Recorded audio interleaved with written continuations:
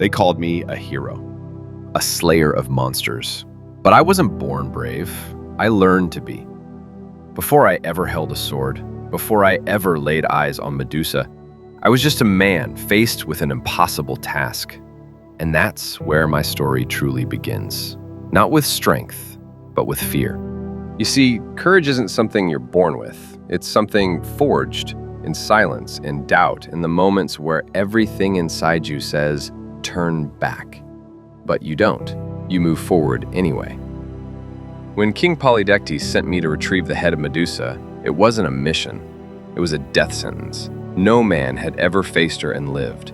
One glance, and you'd turn to stone. And yet, I went. Not because I was fearless, but because the cost of staying still, of letting fear decide my fate, was greater than the danger ahead. Here's the thing they never tell you. Even heroes need help.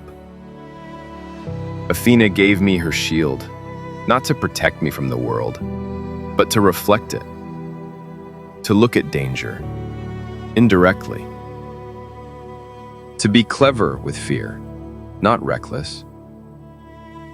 Hermes gave me his winged sandals, to move swiftly, to rise above, to remind me that progress isn't always loud. Sometimes it's a quiet step forward when the world says, stop. And Hades' helm of invisibility, that wasn't for running away.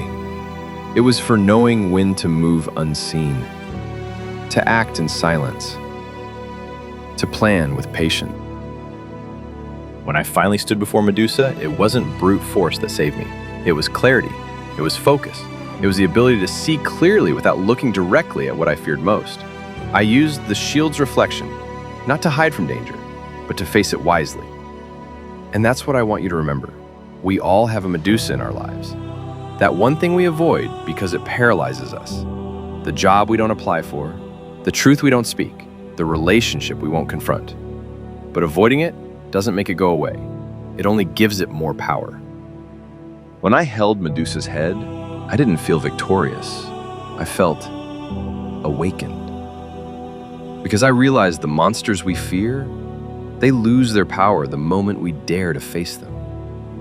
Fear only thrives in shadows, but when you bring it into the light, when you name it, understand it, and move toward it with courage, it loses its grip.